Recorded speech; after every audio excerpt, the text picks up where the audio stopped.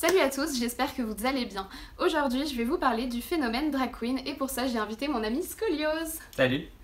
Alors, c'est une vidéo qui va être un petit peu différente, mais vous allez voir que comme je vous avais fait une vidéo sur les freak shows, j'ai trouvé qu'il y avait des petits points de ressemblance entre les freak shows et le drag queen. Tu vas me dire ce que t'en penses plus tard.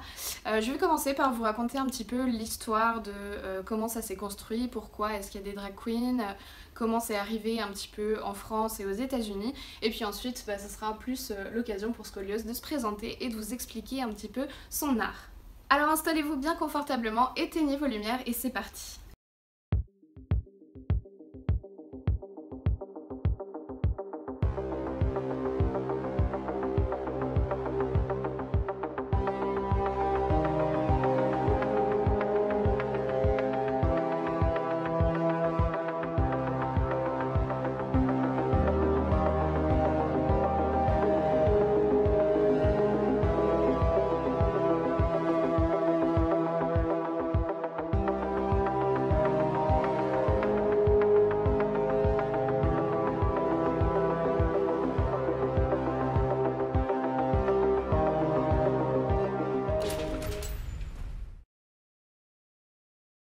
Alors pour commencer, je vais vous expliquer ce qu'est un drag queen.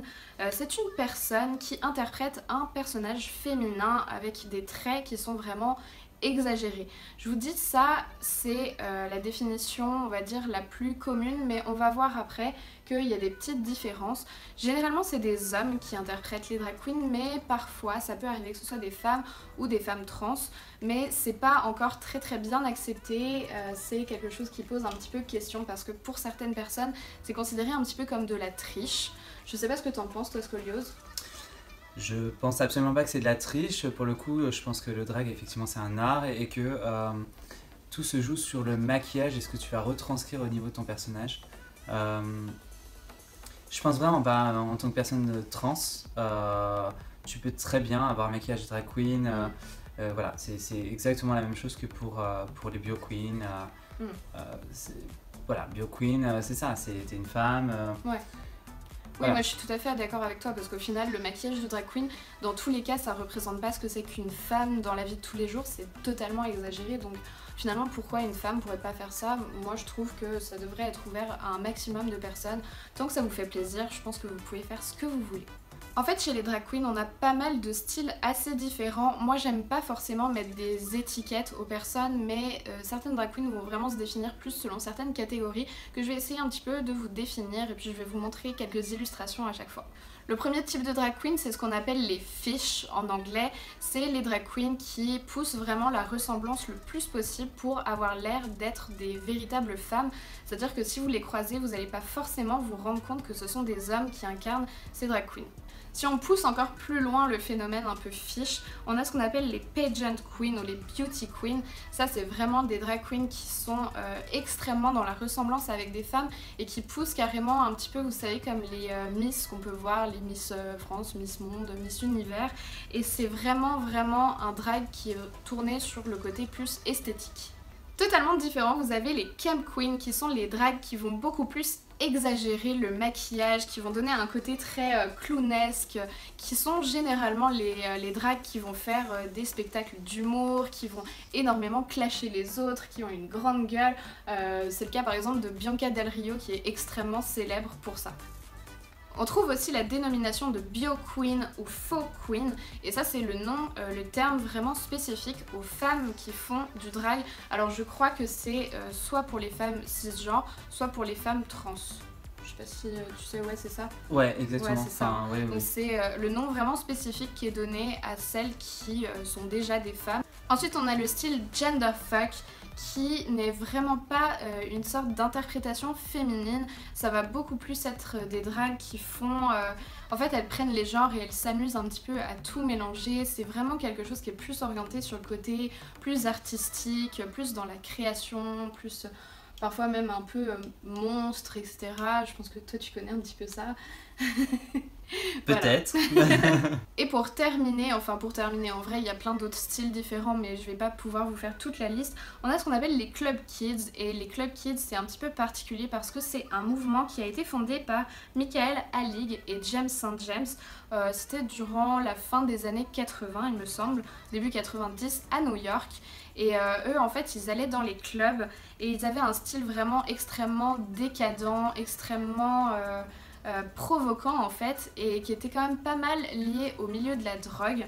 Et Michael Alig c'est vraiment quelqu'un d'assez particulier dont j'ai tenu à vous parler parce que c'est lui qui a vraiment fait un petit peu avancer le mouvement drag, partir sur autre chose que simplement de l'esthétisme. Et c'est quand même une personne assez ambivalente j'ai envie de vous dire parce que voilà il a fait ces choses assez positives et d'un autre côté c'est quelqu'un qui a fini sa vie en prison, en tout cas qui a été en prison à cause d'histoires de trafic de drogue mais aussi parce qu'il a tué son colocataire. Alors j'ai fait mes petites recherches pour vous expliquer un petit peu quelle est l'histoire du drag. Tout ce que je vais vous donner, toutes ces informations, elles viennent principalement de l'histoire qui s'est passée aux États-Unis. Il n'y a pas beaucoup d'informations sur ce qui s'est passé en France, mais je suppose que ça s'est un petit peu fait de la même manière, donc voilà. En fait, depuis toujours, certains hommes et certaines femmes ont porté des vêtements qui étaient classiquement attribués à l'autre genre. Ça existe, je pense, depuis la nuit des temps. Certains disent depuis que l'homme s'habille, ça arrive, c'est comme ça. L'origine même du mot drag queen, elle est un petit peu controversée. Il y a plusieurs versions de pourquoi est-ce qu'on dit drag queen. Certains disent que ça vient de Shakespeare parce que, en fait, à l'époque de Shakespeare, donc quand ces pièces de théâtre se jouaient au théâtre, il n'y avait pas de femmes qui étaient autorisées à jouer sur scène et c'était des hommes qui jouaient les rôles de femmes et qui étaient habillés en femmes. Et ça se dit dress as a girl, ce qui fait, en fait, quand vous prenez les premières lettres, drag.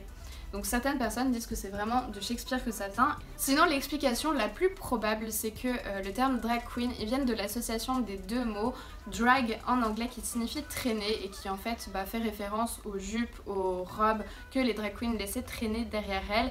Et puis queen qui est un terme un petit peu péjoratif en fait, un petit peu comme folle en français, vous savez, quand on veut désigner un homme homosexuel, c'est ce qu'on disait en anglais, la queen, et donc voilà, c'est très probable que drag queen vienne de là. À partir de la fin du 19e et du début du 20e, on voit apparaître des spectacles dans lesquels on avait ce qui était nommé des personnificateurs féminins ou encore des transformistes. C'est des termes qu'on n'entend plus aujourd'hui mais c'est vraiment ce qui se disait à cette époque-là. Et certains sont vraiment devenus pas mal célèbres. C'est le cas par exemple de Dan Leto, d'Alesha Brevard, de Julian Eltinge ou encore de José Sarria qui étaient des personnes assez connues de la communauté. Et José Sarria, il était particulier, j'ai bien aimé son histoire parce qu'il distribuait des petits badges à ses amis, à ses camarades drag sur lesquels il y avait écrit « Je suis un garçon » afin d'être vraiment sûr que personne ne pouvait se laisser tromper sur la marchandise et avoir de problèmes avec la police. Mais c'est vrai, parce qu'il pouvait avoir des problèmes en fait, c'était pas autorisé de faire croire qu'on était une femme, donc du coup ils avaient ce petit badge sur eux. Je sais pas si tu savais tout ça, toi, Scolios. Non, pas du tout. Je trouve ça super sympa. J'adore l'idée. J'aime beaucoup. Et d'ailleurs, je prends note. Ouais, bah voilà, on va te faire un petit badge aussi. Oui, ça peut être pas mal. Oui, bien sûr. Avec grand plaisir. Ensuite, c'est la prohibition qui a permis au mouvement drag, finalement, de manière assez paradoxale, de prendre un petit peu plus d'ampleur aux États-Unis, parce que c'est un art qui était évidemment considéré comme totalement déviant, et finalement, ils se sont retrouvés dans certains lieux où il y avait d'autres choses qui étaient interdites, notamment la consommation d'alcool ou encore simplement les relations homosexuelles. Et ça, c'est des choses qu'on a vues apparaître aux États-Unis, principalement dans des bars tenus par la mafia. En France, à Paris, dans les années 60, on a les bars Madame Arthur et le Carrousel qui étaient des sortes de cabarets ou revues où se produisaient des drag queens en spectacle. T'es pas d'accord avec moi? Non, pas vraiment. Pour moi, en fait, vraiment, le Madame Arthur a été créé vraiment pour le côté transformiste. Une personne qui... Donc, il faut bien savoir la définition de transformiste, qui est deux choses différentes entre le drag queen. C'est-à-dire que transformiste, vraiment, on va créer une personne déjà existante, on va faire un lip sync là-dessus, et on va créer un univers... Céline Dion, Lara Fabian, tout ça, alors que vraiment le drag queen c'est quelque chose de... C'est une créature complètement créée en fait finalement. D'accord, je vois les différences. Créée et bien évidemment, on chante des chansons qui sont connues voilà, en lip sync, mais vraiment, c'est un personnage complètement créé là-dessus. D'accord, ouais, je vois la différence. Et j'ai vu en fait que le Madame Arthur, ça existe encore. Oui, bien sûr, ouais, bien sûr. Et d'ailleurs, je vous encourage à y aller. Ok. Et c'est vraiment très cool parce que vraiment, c'est un véritable show et ça met en avant des chansons peut-être oubliées finalement, comme Céline Dion. Fabien, qu'on adore, hein, bien évidemment, mais c'est vrai que c'est des chansons assez oubliées et c'est remis sur scène, remasterisé avec, voilà, année 2000. Et je trouve ça assez intéressant, donc je vous encourage réellement à y aller. Ok, cool. Merci beaucoup pour ces précisions, parce que tu vois, finalement, moi, dans mes recherches, je m'étais un peu perdue dans tout ça. Mais aux États-Unis, dans les années 50-60 à peu près, on a une répression des communautés LGBT+, qui va vraiment être accentuée. Et les drag queens ont joué un rôle hyper important dans la lutte pour les droits de la communauté. On est d'accord. Ouais. Et je voulais vous parler d'un événement qui a vraiment eu pas mal de poids, il me semble. C'est les émeutes de Stonewall qui se sont passées en juin 1969 à New York. Dans lesquelles pas mal de drag queens ont été impliquées, dont Marsha P. Johnson, qui est une femme transsexuelle mais qui était aussi une drag queen, qui était sur les lieux en fait au moment des émeutes. Et ces émeutes-là, elles ont un rôle vraiment déterminant dans tout ce qui est combat, en fait, lutte pour les droits de la communauté, parce que c'est vraiment le premier événement, le premier moment où les personnes se sont vraiment révoltées contre les autorités, contre la police. Et contre toutes les persécutions en fait qu'elles avaient subies, et c'est finalement cet événement-là qui a donné naissance plus tard à ce qu'on a appelé la Gay Pride, qu'on appelle aujourd'hui la Marche des Fiertés, et c'est pour ça que fin juin, dans plein de pays du monde, vous défilez pour rendre hommage à ces événements-là. Et puis avec le temps et le fait que finalement le mouvement drag commençait à prendre une certaine ampleur, on a vu naître ce qui s'appelle des drag balls. Là je fais référence notamment au film Paris is Burning, que si vous n'avez pas vu, je vous le recommande vraiment parce que ça vous explique extrêmement bien le phénomène drag dans ces années-là, donc dans les années à peu près 80. En fait les drag balls, qu'est-ce que c'est? Ce sont des compétitions qui s'organisaient entre drag queens. C'était principalement des drags qui étaient issus d'un milieu afro-américain plutôt défavorisé.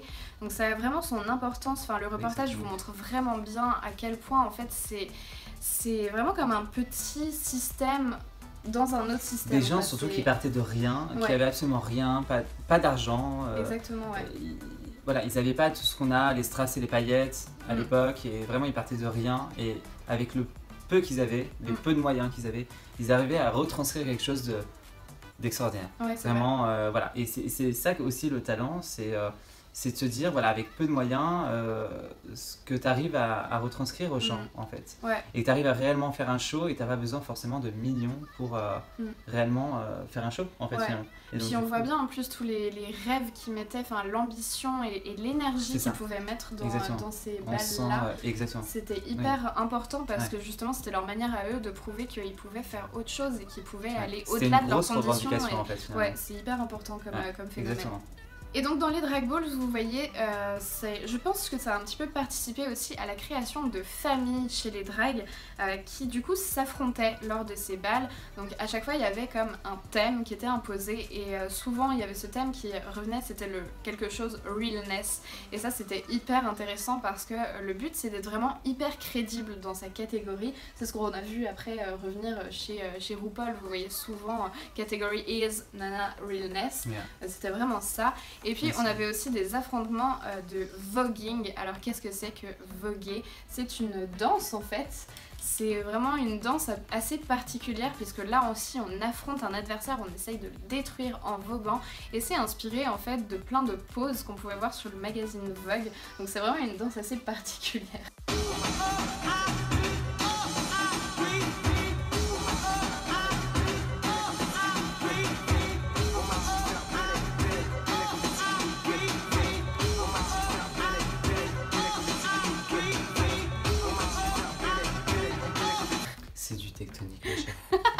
Tectonique, ma chérie. C'est ça, mais c'est vrai, au final ils ont absolument rien inventé. Mais c'est ça, après le tectonique c'est quand même inspiré de, tu vois, un peu une danse, le jump allemand, tu vois, qui était quand même complètement différent, mais vraiment quand tu regardes le voguing, on a l'impression finalement quand tu connais pas et que tu vois du voguing pour la première fois, c'est très particulier. C'est ça, oui, voilà. Mais après la base c'est quand même le voguing, hein, que les choses soient claires. C'est la base. Vraiment, c'est la base. C'est pour ça qu'on a oublié le tectonique, ma chérie. Apprenez à voguer les amis, on vous le conseille vraiment. Exactement. Et le phénomène drag a commencé à toucher un petit peu plus la société. Ça a arrêté d'être un milieu totalement fermé et ça a commencé à être de plus en plus vu, notamment autour des années 80. On a pas mal de stars qui commencent à se faire connaître avec des looks qui sont quand même assez androgynes, parfois presque mi-drag queen. Je pense par exemple à Boy George dans Culture Club, à Pete Burr. On est clairement sur quelque chose de très Club Kid pour le coup. Ouais. Et moins drag queen. Ouais. Y a vraiment un côté très club kid où vraiment la personne masculine va retranscrire un maquillage, tout ça, mais il va pas forcément chercher à être féminin. Non, il cherche pas à être une femme. Il y a plus ce côté. Autre chose encore. On est plus dans le club kid, on est plus dans ce côté exubérant. Et à mélanger les genres en fait finalement. Ouais, mais exactement. On n'est pas dans le drag queen. C'est vrai que drag queen ça invoque quelque chose. C'est un peu androgyne en fait. En tout cas c'est vraiment, on n'est plus dans, vous savez dans les années d'avant, les stars c'était soit des femmes soit des hommes. Et puis là dans les années 80 on a vraiment comme ce mélange, ces personnes qui n'ont plus envie d'avoir autant d'étiquettes. Et finalement je pense que ça vient quand même aussi du drag qui a permis d'être capable d'aller au-delà des genres et de dire si j'ai envie d'être telle personne, telle chose, tel je sais pas quoi, tel extraterrestre à la limite, je peux l'être quoi. C'est le côté, ça a été très facile aux États-Unis, c'est un truc qui est très difficile en France parce que les étiquettes, on le sait tous, est très compliqué parce que on nous colle sans arrêt des étiquettes sur le front et c'est compliqué, il faut toujours essayer on est dans telle case donc il faut suivre cette case là alors que non, pas du tout, et puis surtout qu'en France on n'a rien inventé. Clairement, on a beaucoup copié sur les États-Unis. Vraiment. Ouais. Mais en tout cas, c'est bien qu'il y ait vraiment eu des personnes en fait à un niveau de célébrité qui commencent à montrer que finalement, ça peut être acceptable. Et puis, on peut sortir habillé comme on veut, maquillé comme on veut. C'était quelque chose, je pense, d'assez révolutionnaire pour l'époque, parce qu'aujourd'hui, ça nous semble plus banal, et encore parce que c'est nous. C'est qu'en France, on le subit quand même vachement, mais c'est vrai qu'aux États-Unis, maintenant, ça reste assez banal. Finalement, le milieu drag queen qui est, ils font des shows, c'est quelque chose qui a jamais été. C'est des shows qui ont, des choses qui ont toujours existé. Donc finalement. Les drag queens en Amérique, en fait, t'en as partout et c'est un truc qui se perpétue et ça s'arrête jamais. Pour donner une comparaison, c'est Londres avec les punks finalement. Les punks ont toujours existé et c'est quelque chose de normal en fait finalement. Alors qu'en France, on se donne encore des limites, des barrières, on se dit très ouvert alors que pas du tout finalement. Ça. Et voilà, c'est quelque chose qui est compliqué encore en France. Mais la scène drag queen commence. Ouais, on a besoin d'avoir plus de personnes qui nous montrent, qui ouvrent un petit peu les esprits des gens, ce serait pas mal quoi. Et Dieu sait combien c'est compliqué et on le voit encore à l'heure actuelle. Hein. Oui.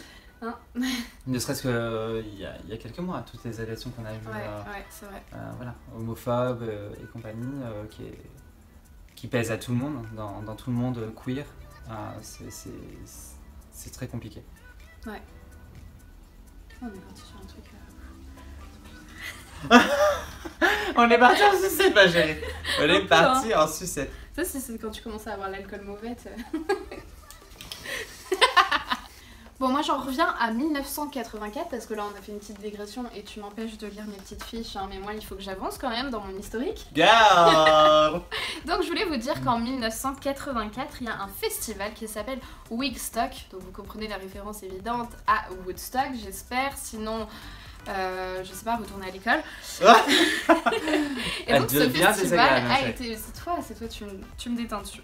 Donc en 1984, ce festival Wigstock a été animé et co-créé par Lady Bunny, qui est une drague qui est hyper célèbre aux États-Unis, mais même en France, il me semble. Et ça a duré jusqu'en 2001. Donc ça a quand même été pendant pas mal de temps. Mais finalement, ils ont arrêté. Et finalement, ça a été ressuscité en septembre dernier par à nouveau Lady Bunny et Neil Patrick Harris.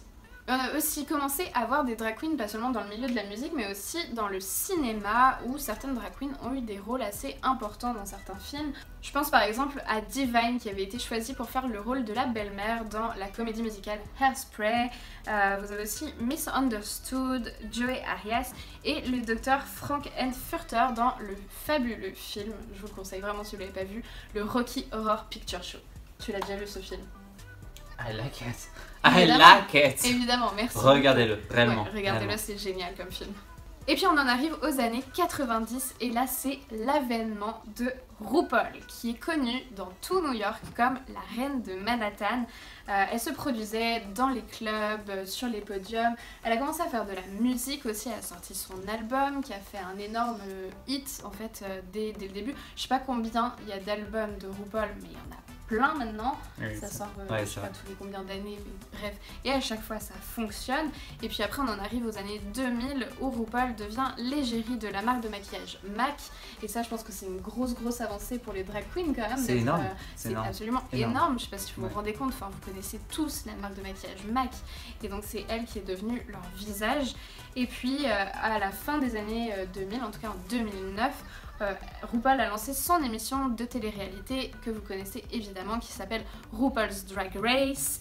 Ça, c'est vraiment l'émission, je pense, qui a énormément participé à faire rentrer les drag queens dans la pop culture et ça a fait exploser le phénomène, vraiment. Enfin, oui, là, et puis surtout de montrer les drags dans l'international. C'est-à-dire que de montrer les drags en France. Oui, surtout. Bah oui. Parce que finalement la culture a évolué aux États-Unis, mais nous on était vraiment. Mais nous on connaissait rien en fait. Enfin, moi était personnellement, hyper je connaissais novice, rien voilà. au phénomène drag queen. Et je pense que ça a touché vraiment, en tout cas en France, ça a touché beaucoup de personnes.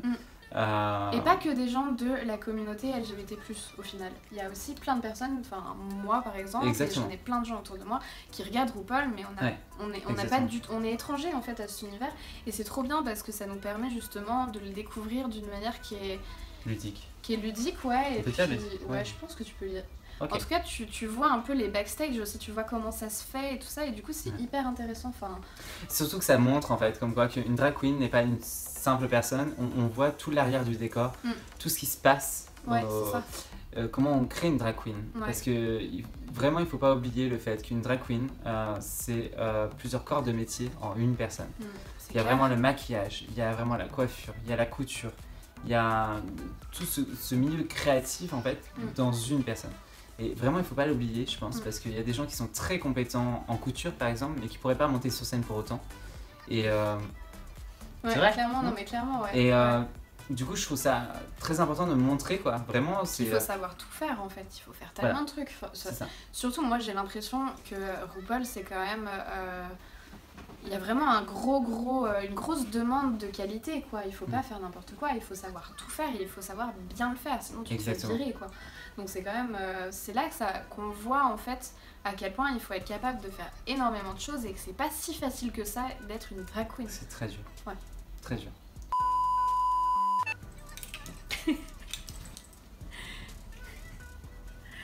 C'est bien quand je vais parler de moi, ça va être sympa. Ouais. Je suis contente parce que bientôt c'est plus à moi de parler, tu sais, j'ai l'impression d'être la première de m'être dévouée, tu sais, comme quand tu dois faire des exposés, tu les examens ma chérie, les examens ma chérie. Tu passes en premier et après t'es tranquille, tu sais, laissez ça.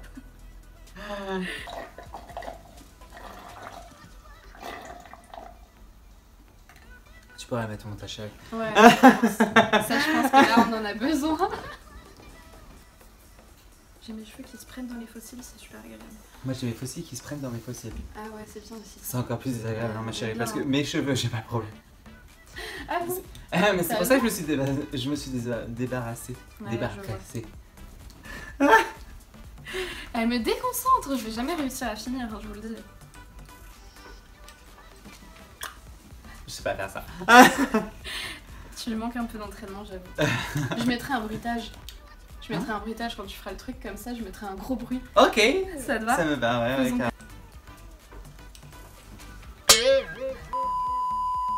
Alors maintenant que j'ai pas mal parlé, ça va être au tour de Scoliose parce que je vais te demander de te présenter un petit peu et puis après tu vas répondre aux questions qu'on a pu recevoir de la part de certains de mes abonnés qui avaient des questions en fait sur toi, sur ton avis sur le drag. Donc je te laisse d'abord commencer et te présenter. Bah voilà, je me présente, donc je suis scoliose. Pourquoi scoliose? Parce que c'est un truc, c'est vraiment un nom qui pour moi sonne bien déjà de base. C'est important, dans le drag c'est important que ça sonne bien. Mais il y a le côté un peu tortureux, étrange en fait. Tordu. Clairement tordu, ma chérie. Clairement tordu. Je me définis pas comme un drag queen. Je me définis dans aucune case en fait. À l'heure actuelle, si vraiment il fallait parler de cases, j'aurais des post-it partout sur la gueule. Parce que réellement, c'est pas du tout. J'arrive pas en fait. T'as trop d'étiquettes. Ouais. I think. Voilà, donc là, aujourd'hui, pour vous, j'ai fait un maquillage un peu plus drag queen. Mais faut savoir, voilà, vous irez voir sur ma page. J'ai pas forcément cette étiquette de drag queen. J'apporte plein de choses à mon personnage. Faut savoir que j'ai grandi dans un univers assez glauque, on peut dire glauque. D'où ta place sur ma chaîne. Hein. Ta place, du coup ça fonctionne bien. Ça marche bien. Mais oui, c'est vrai que voilà, tout jeune, je regardais pas les dessins animés, je regardais les Contes de la Crypte, X-Files. Voilà, j'ai jamais regardé des dessins animés, j'ai toujours regardé, je me suis nourri des films d'horreur, des films un peu glauques, des choses un peu malsaines, c'est vrai. Pourtant, je suis quelqu'un de très bien, sachez-le. Mais voilà, donc j'ai grandi comme ça, et donc du coup, ce qui a nourri mon personnage, c'est que forcément, je me retranscris sur cet univers-là, dans lequel j'ai grandi, en fait, qui est un univers assez dark, finalement, paranormal. J'aime beaucoup ce mot, paranormal. Des choses sur lesquelles les gens ne croient pas, ou en tout cas ont extrêmement peur. Et j'aime la peur, en fait, finalement. J'aime beaucoup la peur. Et tout ce qu'on peut pas expliquer, en fait, finalement. Et donc, voilà, mon personnage évolue là-dedans. Des choses dérangeantes. Si je dois faire un show, je serai plus dans le vomi, le dégoût. Je vais vous mettre une petite vidéo aussi pendant que Scoliose vous explique un petit peu de son tout premier show. C'était ton tout premier show, hein, je me rappelle. Oui. C'était chouette. Tout premier show dans le milieu drag queen. Tout de suite à vomir sur scène. Voilà. Oui, bah oui. Voilà, en jeu. Ouais. Faut le noter quand même, c'était un peu moins glauque quand même. Mais oui, effectivement, oui, j'ai fait ça. Et voilà, donc du coup, ça fait finalement très peu de temps que je suis dans le milieu de drag, enfin, milieu queer. Ça fait pas très longtemps et j'évolue encore, je nourris encore ma personnalité, ce que je suis. Tu penses que tu te cherches un peu ou... Je pense me chercher encore, oui. Je me cherche encore parce que mon but c'est vraiment d'extérioriser ce que j'ai à l'intérieur. C'est compliqué en fait, finalement, pour n'importe qui d'extérioriser ce que t'es à l'intérieur. Et donc ça prend du temps, c'est un cheminement. Et surtout le retranscrire sur un côté artistique, on n'est pas forcément sur les planches. Et donc le retranscrire sur un look, un maquillage, c'est assez difficile. Et donc du coup, je pense encore à me chercher et je pense me chercher tout le temps, en fait, finalement. Parce que je pense que le drag, entre guillemets, parce que du coup, je me retranscris. Voilà, je ne suis pas réellement drag. Voilà. Mais je pense qu'on se cherche tout le temps, clairement. Ah mais clairement, c'est ça, je pense. Et donc, voilà. Je suis encore dans un cheminement, mais en tout cas, j'espère respecter ce que j'ai envie de retranscrire et ce que je suis réellement. J'ai pas de paraître, je joue pas un rôle, contrairement finalement au drag queen qui n'est pas du tout péjoratif, mais drag queen on va jouer un rôle, on va vraiment créer quelqu'un et on va jouer sur cette personne là. Moi c'est pas du tout mon cas, je reste comme je suis tous les jours, c'est-à-dire une personne complètement détestable en fait. Clairement. Voilà. Mais je reste moi-même et je veux juste retranscrire ce que j'ai à l'intérieur, les couleurs que j'ai envie de surgir de moi, voilà, des choses que j'ai envie de retranscrire et voilà, tout simplement. Donc voilà, scoliose est naturelle. Bon, bah, merci Scolios pour cette présentation. On comprend un petit peu plus qui tu es, mais il reste quand même toujours un petit peu une part de mystère. Moi, ça fait un moment que je te connais et malgré ça, c'est pas toujours évident de te cerner. Donc, du coup, j'ai demandé à mes abonnés, vous m'avez posé certaines questions à Scolios et donc, normalement, tu devrais te prêter au jeu et nous répondre. T'es prêt, Scolios? Yeah. Je sais pas. Alors la première question, c'était une question générale de la part de Maria qui nous demandait depuis quand les shows sont pratiqués et l'origine des dragues. Alors ça, je pense que normalement on y a répondu avec cette vidéo. J'espère, si t'as d'autres questions, continue à nous les poser dans les commentaires sous cette vidéo. Exactement. Et puis Scolios comme moi, on sera là pour te répondre si jamais c'était pas suffisamment clair. Mais normalement, si tu regardes les films qu'on t'a conseillés et puis avec cette vidéo, ça devrait être une bonne base pour connaître l'histoire du drag.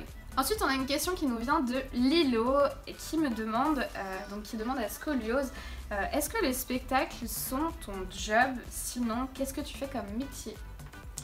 Alors, mon premier métier, je suis coiffeur depuis plus de 10 ans maintenant. Donc je travaille dans un salon sur Paris qui s'appelle Bubble Factory. Bubble Factory. Bisous à l'équipe, bisous à l'école. Exactement. Et voilà, qui est une très bonne équipe, voilà, on s'éclate et effectivement j'ai la chance de travailler dans un salon qui est très, on peut dire rock'n'roll, c'est-à-dire qu'on fait vraiment des réalisations et des couleurs qui sont extraordinaires, on crée tout le temps, en permanence, et c'est quelque chose de très très très agréable, donc voilà, Ouais. donc je suis coiffeur à la base. Après, est-ce que je vis du drag? Non. Par contre, je fais partie en fait d'un collectif qui s'appelle Mercartel, qui répertorie en fait plein d'artistes différents. On est une dizaine d'artistes qui travaillent essentiellement le feu. On est appelé dans plein de discothèques, d'événements particuliers en fait pour performer. Et donc là, effectivement, je gagne ma vie entre guillemets, mais en tout cas, voilà, j'ai un deuxième métier, donc je suis coiffeur et performeur. Feu, voilà, à mes temps perdus. Pour en revenir vite fait sur Bubble, je voulais juste vous dire que, évidemment, Scolios vous recommande énormément ce salon, mais moi aussi, puisque c'est comme ça qu'on s'est connus en fait, c'est grâce à Bubble Factory, puisque mon copain travaille aussi à Bubble Factory et c'est le collègue de Scolios. C'est mon collègue. Et c'est comme ça qu'on s'est rencontrés, c'est comme ça qu'on a commencé à se connaître. Ouais. Exactement. Et rien que pour ça, déjà, je les remercie beaucoup. Oui. Parce que ça fait quand même pas mal d'années maintenant qu'on est copines. C'est vrai. Et du coup, et on vous invite réellement, Vraiment. regardez, il y a une page Instagram, Ouais. il y a une page Facebook. Je vous mets tout dans la barre d'infos de toute manière. Voilà. Si jamais vous êtes sur Paris et que vous cherchez un bon coiffeur, que vous avez envie de vous faire une belle couleur, une belle coupe, allez chez eux, c'est juste, c'est les meilleurs. C'est les meilleurs et prenez rendez-vous avec Scolios. Et la deuxième question de Lilo, c'est comment est-ce que tu l'as annoncé à tes parents? En fait, réellement, bon, je vais pas rentrer dans les détails de la relation que j'ai avec mes parents, mais en gros, il a fallu... Enfin, j'ai pas eu réellement besoin de l'annoncer parce que ça fait depuis l'âge de... Je pense qu'à 9 ans, je me maquillais, je mettais les blouses de ma grand-mère et je me baladais avec ses talons. Donc, j'ai jamais... Enfin, j'ai pas eu de réelle annonciation ou de coming out, comme on dit. Ah ouais? Non, Ouais. jamais, je pense. C'était naturel en film. Oui, voilà, je pense que ça a toujours été naturel, c'est fait petit à petit avec l'évolution, mais après, ce qui a été dur pour moi en fait dans l'annonciation, c'est pas réellement de dire ce que je fais sur scène ou ce que je produis dans le milieu de la nuit, ça va être plus le fait que j'en fais un art en fait. Et mes parents sont très extérieurs à tout ce qui est artistique. Mais jamais mes parents. Bisous à vous. Mais ça a été compliqué de leur expliquer comme quoi que c'était un art et que ça prenait du temps, c'était beaucoup de travail. Et donc du coup voilà, c'est ça qui était un peu plus difficile. Mais après voilà, tout ce qui est coming out, tout ce que j'ai créé dans ma vie finalement, je ne l'ai pas annoncé, il n'y a pas eu d'étape en particulier, c'était juste un rendez-vous téléphonique. Voilà, et donc, et d'ailleurs, ma maman, à qui je fais de gros bisous, attend avec impatience tout ce que je fais en fait au niveau du drag. Tous les shows que je fais, elle attend toutes les vidéos, les photos, elle me suit sur Insta. Et voilà, je suis très sollicitée sur maman. Donc merci maman. Alors ensuite je vais passer aux questions de Maëva qui te demande qu'est-ce qui t'a poussé ou attiré dans l'univers drag et quel message veux-tu faire passer à travers cet art?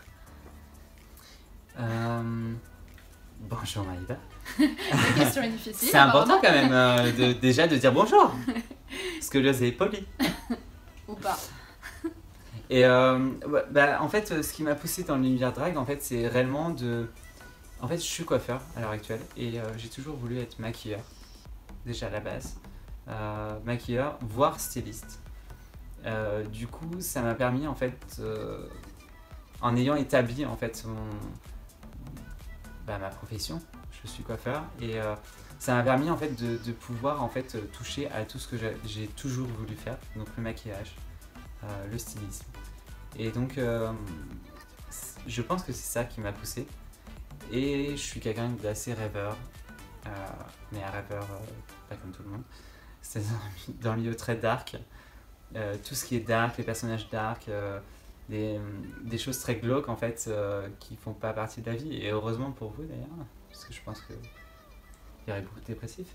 Mais en tout cas, moi j'adore ça. Et donc du coup, j'avais envie de retranscrire ça en fait par rapport à mon personnage. Je trouvais ça important et donc du coup ça m'a donné l'opportunité de le faire et en plus en tant qu'artiste en fait de travailler différents matériaux en fait finalement entre le maquillage, les perruques,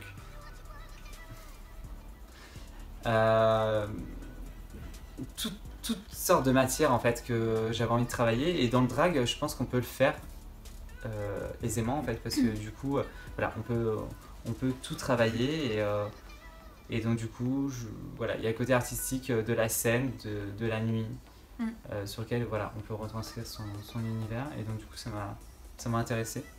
Après la seconde question était quel message veux-tu faire passer à travers cet art? J'ai pas réellement de message en fait finalement parce que je suis pas dans je n'ai pas réellement envie de faire passer de message, j'ai simplement envie qu'on me voit comme je suis, j'ai juste envie de retranscrire ce que je suis réellement. Les messages, honnêtement, ça m'apporte vraiment peu, j'ai pas besoin de ça. Voilà, je veux juste être ce que je suis, m'épanouir dans ce que je fais en tant qu'artiste. Voilà, donc le message en soi, le seul message, c'est qu'il y en a pas. Ouais. Il y en a pas. Mais t'as tout à fait le droit au final, on n'est pas obligé de toujours vouloir... Enfin, pourquoi il y aurait toujours des motivations? Mais exactement, et puis je pense que les gens s'obligent en fait à constamment, à chaque fois à chaque chose que tu fais un peu extravagant, qui sort de l'ordinaire, il faut retranscrire un message. Ouais, il faudrait qu'il y ait une justification quoi. Exactement. Alors que forcément. Réellement, j'en ai pas en fait. Réellement, je suis juste voilà, ce que je suis réellement, j'ai envie de retranscrire voilà. Ce que je suis à l'intérieur, on aime ou on n'aime pas. Écoute, ma chérie. Ouais. Mais en tout cas, voilà, j'ai pas de message à retranscrire sur ça. D'accord. Alors je passe à la question d'après, qui est une question de Julie qui te demande qu'est-ce que tu penses de RuPaul's Drag Race et est-ce que tu aimerais participer à un RuPaul's Drag Race version française? Alors, ce que je pense, pour moi. Je vais avoir des gens à dos. RuPaul's Drag Race. Yeah. RuPaul's Drag Race, j'aime beaucoup. Mais pour moi, c'est un divertissement, c'est une jouissance visuelle. Mais après, voilà, ça s'arrête là, en fait, réellement. Je suis pas à fond dedans. Après, est-ce que je voudrais participer à un RuPaul's Drag Race France? Non. Non, j'ai pas du tout envie de ça parce que c'est vraiment s'exposer publiquement et par conséquent revendiquer un art, enfin en tout cas une catégorie d'art que j'ai pas envie, vraiment j'ai pas du tout envie, j'ai envie d'être un électron libre et j'ai pas envie de ça et en plus ceux qui ont suivi RuPaul's Drag Race c'est assez commercialisé maintenant et donc du coup c'est médiatisé et donc il y a voilà on transforme les choses et c'est un truc qui me dérange beaucoup. Je suis pas voilà, je reste moi-même et du coup je préfère rester dans mon cocon et rester moi-même et voilà, sortir et faire mes looks comme j'ai envie et de pas avoir à... Qu'on t'impose comme il y a qu'on m'impose, voilà, c'est ça, et de devoir me justifier choses. constamment en fait, c'est pas... j'ai pas envie de ça en fait, voilà. Ok. Je passe à la dernière question qu'on a reçue qui vient de la part de Juliette, bisous, qui est donc pour toi encore Scoliose. Quelles sont tes inspirations et les drag queens que tu admires le plus?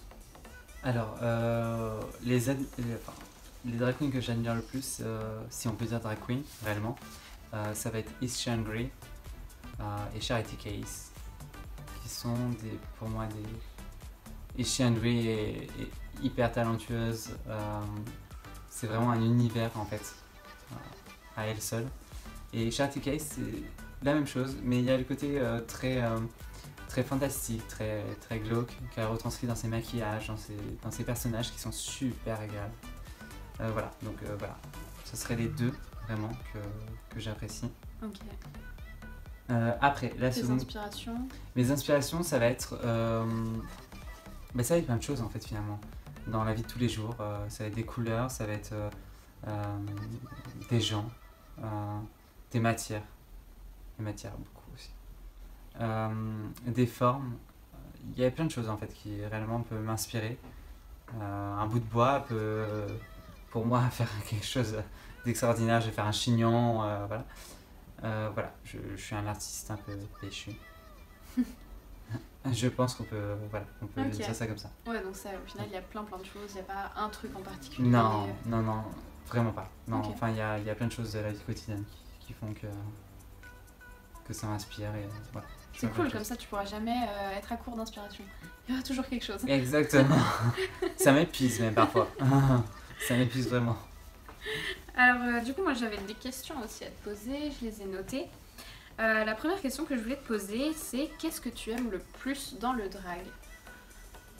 Alors ce que j'aime le plus dans le drag, déjà c'est de pouvoir de pouvoir produire ce que j'ai vraiment à l'intérieur de moi, en fait, ce que je pense, ce que je suis réellement, sans préjugés finalement, parce que quand on fait du drag, on n'a pas de barrière en fait finalement. On fait tout ce qu'on a envie, et, donc voilà, donc c'est ce que j'aime le plus. Après, le drag, ce que j'aime c'est le mélange en fait de tout ce qui niveau créatif, c'est-à-dire créativité où il va y avoir le maquillage, la coiffure, et je me répète encore, le stylisme, tout ça. Je pense que c'est ce qui m'attire le plus en fait dans le drag, réellement. Et du coup, à l'inverse, qu'est-ce que tu n'aimes pas? Qu'est-ce que si, à la limite, si on disait tu peux l'enlever du drag, qu'est-ce que tu pourrais virer? Qu'est-ce qui te plaît pas là-dedans? Ce que j'aime le moins, réellement, c'est les mentalités. La mentalité de drag en fait, en France en tout cas. Je sais pas comment ça se passe aux États-Unis, mais ça va être très m'as-tu vu, ça va être de la compétition tout le temps. Moi ça me fatigue réellement, j'ai pas de compétition. Si quelqu'un est meilleur, je l'admire, si quelqu'un est moins bien, je l'aide. Voilà, c'est ce que j'aime le moins en fait finalement. Et donc du coup, quand tu fais des soirées, tout le temps il y a toujours de l'hypocrisie, on va parler sur toi, tu vois. C'est ce qu'on voit aussi, enfin, je pense que du coup ça doit être un petit peu pareil aux États-Unis, en tout cas dans RuPaul, on voit tout le temps le shade, c'est ce qui est commercialisé dans les pattes, bien évidemment. C'est l'image quoi. C'est l'image qu'on a envie de donner, mais finalement c'est pas une image faussée en fait. Ouais, c'est ça. Alors que, enfin, je me dis, pour une communauté qui a déjà quand même pas forcément toujours beaucoup de facilité à être acceptée, il y a déjà pas mal de gens qui sont sur votre dos, etc. Il faudrait au contraire pouvoir se soutenir, quoi. C'est tellement rageant en fait de voir des personnes que tout rapproche finalement, vous auriez tout à gagner. C'est vrai qu'il y a très peu de queens en fait sur Paris qui vraiment sont très ouvertes. Vraiment, je voudrais parler de Cookie Canty, qui est une drague très connue dans le milieu parisien, qui est une personne très ouverte, très agréable. Et vraiment, allez la voir d'ailleurs. C'est une personne très talentueuse dans tout ce qu'elle fait, dans tout ce qu'elle touche. et c'est une des rares drag queens en fait à être très ouverte et ne pas se mettre des barrières, à être détestable avec les gens parce qu'on a envie de se donner un genre en fait finalement. Tu sais que je devrais me donner ce genre-là, mais c'est pas le cas du tout en fait. C'est au contraire, il faut faire aimer aux gens en fait ce qu'on fait pour avoir l'ouverture d'esprit derrière en fait finalement. Ouais, exactement. Donc voilà, je pense que ça se fait très peu sur Paris et c'est dommage. Ouais, je comprends. Du coup, mon autre question, c'était plutôt en fait, je me demandais si tu te sens impliqué politiquement ou en tout cas engagé quand tu sors en drague, quand tu sors dans des soirées comme ça. Est-ce que tu as l'impression que je sais pas, que tu es porteur d'un message vraiment politique? Alors, quand je fais mon drag en fait, vraiment, et je sors en fait vraiment looké, et je me cache pas, donc je peux prendre le métro maquillée, enfin, il n'y a aucun souci par rapport à ça.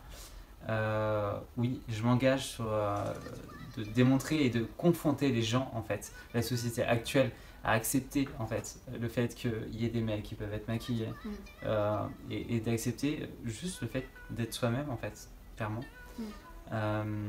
Après, politiquement, j'avoue que je ne suis pas du tout dans la politique. C'est pas un truc, c'est vraiment pas un truc qui m'attire. Enfin, qui m'attire. Je suis pas sensible à ces choses-là. Et j'admire énormément les gens qui sont militants. Et je sais que voilà, je suis quand même végétarien. Voilà, il y a des choses, j'ai des convictions. Mais d'être vraiment dans le côté militant et de revendiquer quelque chose, pour moi j'ai du mal. Pour moi c'est de la confrontation et j'aime pas la confrontation, j'avoue. Donc heureusement que tout le monde n'est pas comme moi, j'avoue. Mais en tout cas, voilà, moi c'est pas mon cas. J'ai pas de revendication derrière. Je veux juste voilà, être moi-même et se dire bah voilà, on est tous libres, on peut tous s'habiller comme on a envie, on peut tous se maquiller si on a envie. On fait ce qu'on a envie en fait. On n'a qu'une seule vie et c'est important d'en profiter. Voilà. Après, j'admire énormément les gens qui sont militants, qui prennent du temps, voilà, pour revendiquer plein de choses, de la vie courante. Mais en tout cas, c'est pas mon cas. Malheureusement, je sais pas si on peut dire ça, mais en tout cas, voilà, je le fais pas. Moi, je pense juste, après c'est mon avis, peut-être que je me trompe, mais le fait que, rien que le fait en fait que tu sortes comme ça, que tu ailles en soirée comme ça, c'est quand même une sorte de participation de ta part à essayer de faire évoluer les mentalités. Comme tu dis, si tu prends le métro, je me rappelle quand on sort, on croise des gens, des fois les gens te demandent à prendre des photos avec toi, et t'es toujours hyper ouvert, et tu dis toujours oui, t'es toujours hyper agréable avec les gens qui sont curieux, et parfois ils sont un peu maladroits, mais t'es toujours en train d'essayer de montrer en fait un côté positif à tout ça. Et puis je pense que ouais, ça peut quand même avoir une sorte d'incidence, ça peut finalement ouvrir un petit peu plus les mentalités, et Dieu sait qu'en France elles en ont besoin, parce que là ces derniers temps il y a eu, je sais pas si t'as suivi, mais il y a tout un débat autour de Bilal et sur sa participation à l'Eurovision, et moi ça me rend dingue en fait de voir des commentaires tellement homophobes et tout ça, mais je me dis mais c'est juste tellement pas possible qu'en 2019 on ait encore des choses comme ça. Je sais pas, moi, au final, ça me semble tellement naturel maintenant, peut-être parce que je suis sortie avec toi dans plein de soirées et que finalement, je vois même plus en fait où il est le problème, mais il y a tellement de gens encore qui arrivent juste pas à se mettre dans la tête que tu fais ce que tu veux de ton corps, tu te maquilles comme tu veux, que tu sois un homme, une femme, un trans, que tu sois, mais qui tu veux, tu peux être absolument ce que tu veux. Exactement. Faire ce que tu veux, personne n'a son opinion à donner. Enfin, il y a vraiment ce côté en France où il y a des limites et voilà, il faut pas que tu atteignes ces limites là, mais ces limites sont vraiment imposées par qui finalement? Par personne en fait. C'est juste, c'est un système de moutons, tu vois, le berger, le mouton. C'est juste des gens tellement fermés d'esprit qui, je sais pas, je comprends pas. Et donc du coup, moi non plus je comprends pas, et j'ai jamais été là-dedans, et voilà, je conçois pas le truc. Et après c'est peut-être parce que je suis pas militant, parce que finalement toute ma vie, en fait, j'ai toujours été marginal de la société. Voilà, à 9 ans, j'ai fait mes premiers piercings. j'ai eu mon premier tatouage à 16 ans, j'ai toujours été marginal et du coup j'étais dans la revendication mais sans pour autant faire des manifestations, sans être dans la confrontation finalement. C'est juste, j'étais moi-même. Ouais, tu vis ta vie, tu fais ton truc et c'est déjà, je pense que c'est déjà beaucoup. Si tout le monde pouvait faire ça et juste se mêler de ses propres affaires, ce serait déjà bien. On espère un jour que ça arrive, on espère un jour que ça arrive. C'est clair. Bah, du coup, je vais bientôt arrêter de t'embêter. Ma toute dernière question, ça serait autour en fait de tes perspectives d'avenir. Comment est-ce que tu te vois, je sais pas moi, dans 2 ans, dans 10 ans? Alors, c'est toujours délicat de répondre à ce genre de questions. C'est la question piège de la fin. Mais en tout cas, oui, c'est se dire quels sont ses objectifs dans ta vie, en fait, finalement. Donc, moi, mes objectifs à l'heure actuelle, je vais créer une maison de drague qui va venir bientôt. Je ne dis pas les noms, je tais le nom, on spoile pas. Voilà, on va faire chaque chose en son temps. Voilà, donc pour l'instant, voilà, je vais créer une maison de drague. Je vais continuer mes prestations à l'extérieur dans du coup des milieux, parce que dans mon collectif, vraiment c'est des milieux très hétéros, pas du tout queer, pas du tout. Et donc j'essaie de montrer comme quoi qu'une drag queen peut débarquer dans un milieu hétéro et peut faire un show feu et impressionner les gens. Donc ça, je pense que voilà, c'est voilà, un bon message, finalement. C'est clair, ouais, c'est clair. Voilà, donc mes objectifs, c'est de créer ma maison drague, de continuer dans mes créas, continuer dans mon personnage, finalement, parce que il n'est pas abouti et il n'aboutira jamais, en fait, je crois. Il évolue tout le temps, en fait. Voilà. Et de continuer dans la coiffure aussi, exactement. Enfin, il y a un truc, dans la coiffure, il faut vraiment que j'évolue aussi. Je pense pas avoir touché tout ce que j'ai envie de faire, mais la créativité en fait est tellement subjective en fait finalement. Ouais. Et donc du coup voilà, il y a plein de choses dans le futur qui vont être faites. Mais en tout cas, de ce que je peux dire, c'est un peu compliqué. Il y a plein de choses que je peux pas dire. Mais en tout cas, je vais créer ma maison de drague très prochainement. Et après, affaire à suivre. Ok, bon, de toute manière, ça sera partagé, j'imagine, sur ton Instagram, en temps et en heure, bien évidemment. Exactement. De toute manière, évidemment, la présence de Scolios, que je remercie énormément, je vous mettrai en lien en barre d'infos tous ces réseaux, ta page Facebook, ta page Insta. Et puis voilà, allez le suivre, allez voir ce qu'il fait, parce que ça vaut vraiment le coup. Clairement. Et je dis pas ça comme ça, vraiment c'est ce que je pense. Et puis je pense qu'il y a plein de bonnes choses qui vont encore continuer à arriver, donc et j'ai une petite parenthèse, c'est que j'ai une fille drague qui est là depuis très peu de temps dans le milieu drague. Donc une fille, c'est en gros une personne avec qui je lui apprends le maquillage, je la présente aux gens dans le milieu drague, tout ça. Donc une personne qui débute dans le drague. Et allez la suivre, c'est Sciatique sur Insta, donc on vous mettra de toute façon sa page, qui est extraordinaire. C'est une personne géniale. Elle a débuté depuis très peu de temps en fait, et elle a un talent, je pense, très inventif. Je pense que ça va être très bien. Ouais. Et voilà, donc du coup, allez la suivre, allez voir ce qu'elle fait. Et vous me verrez aussi en même temps. Ouais, beaucoup. Hein. Parce qu'en général, Scolios qui a Sciatique, vous allez pas mal ensemble. C'est ça. C'est ça. Bon, bah écoute, du coup, je crois qu'on en a fini avec toutes les questions. Ça y est. On est gros bisous. Tu fais. Si je vomis à chaque début de phrase, ça va être compliqué. T'as vu, ça te dérange? C'est pénible, hein, c'est très chiant. Moi aussi, je vais me raser la tête. Mais je l'ai déjà fait. C'est vrai. Mais pas toi, moi. Non. Non. En gros, sur les faibles, tu vois. Ouais, d'accord. Ah, ça commence à m'attaquer, quoi. Mais attends que ce soit ta partie, là. Attends que ce soit ta partie. Parce que là, tu fais un peu trop la maline, hein. Mais hein, on verra après. Et puis, on en arrive aux années 90. Et là, c'est la période, c'est l'avènement du fameux RuPaul. On arrête. L'avènement. L'avènement. L'avènement. C'est genre l'avènement. Ouais. Ah, Ah L'avènement, c'est genre, c'est quelqu'un qui devient roi ou reine. Ok, Tu vois. Décris-toi en fait. Dis scoliose, moi c'est scoliose. Je raconte ma vie. Ouais, voilà. Tu sais que ça va prendre le 3/4 de la vidéo. Mais c'est pas grave. Ah. Je le mettrai ça, sache-le. Si Si vous voyez ça, c'est que j'ai tenu parole et que je l'ai mis dans le montage. Paris, que vous cherchez un bon coiffeur, que vous avez envie de vous faire une belle couleur, une belle coupe, allez chez eux, c'est juste, c'est les meilleurs. C'est les meilleurs et prenez rendez-vous avec Scoliose. C'est bon? Pardon. Le mec qui a pas de cheveux là-bas là. Ça y est, on l'a fait. Ah, c'est beau ça. Mais en tout cas, ouais, enfin vraiment, merci de nous avoir écoutés, si vous regardez cette vidéo. Merci beaucoup à vous de nous avoir écoutés. Et j'espère que ça vous a apporté des choses, en fait, vraiment. Ouais. Ça vous a apporté quelque chose au niveau du drag queen. Et si vous avez des questions, réellement, n'hésitez pas.